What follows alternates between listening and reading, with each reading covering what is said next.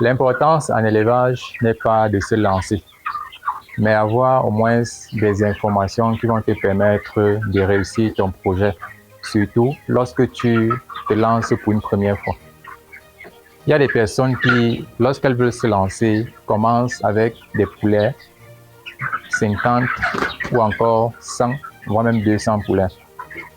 D'autres personnes décident de prendre les poussins d'un jour, d'autres personnes préfèrent les poussins de 21 jours. Aujourd'hui, j'aimerais te parler de la densité. La densité est un point très important lorsqu'on décide de se lancer dans l'élevage de poulets de chair. Généralement, lorsqu'on prend les poussins d'un jour et qu'on décide de chauffer, il y a un espace adéquat, il y a un espace approprié pour ces 50 poussins pendant un certain temps. Les 50 poussins ou encore les 100 ou 150 poussins, ce que vous devez retenir ici est que lorsque vous mettez vos poussins au chauffage durant la première semaine, ces poussins doivent avoir un espace convivial. Et généralement, cet espace est de 1 mètre carré pour 50 poussins.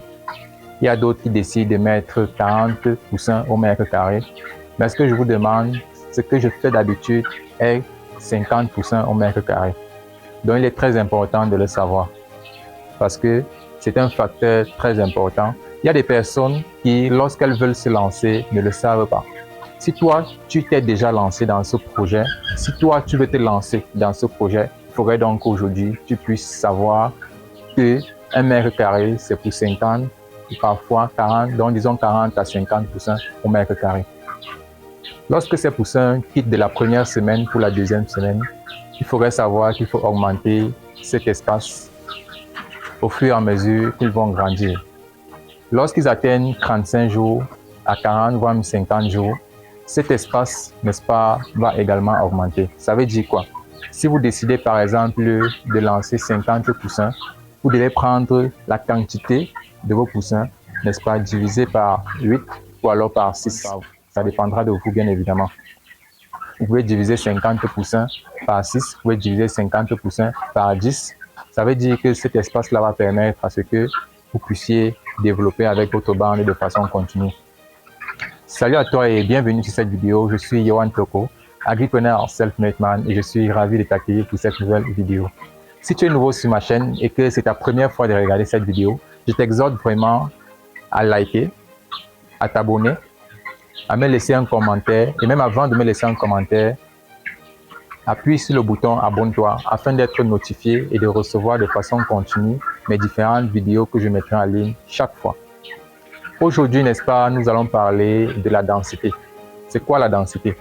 La densité, n'est-ce pas, en élevage de poulets de chair est l'espace qu'on réserve pour permettre à ce que les poulets soient à l'aise, pour permettre à ce que les poulets puissent circuler dans la ferme, pour permettre à ce que les poulets puissent vivre et respecter, n'est-ce pas, les différentes densités, les différents espaces qui vont leur permettre de se développer normalement. Et comme je le disais tantôt, il est important de savoir si on avance ou si on n'avance pas avec son cheptel. Donc, je vais revenir sur ce que je disais tantôt, que vous devez mettre en fonction de vos poulets. Le poulailler doit respecter la densité d'oiseaux à élever. 8 à 12 poulets de chair au mètre carré.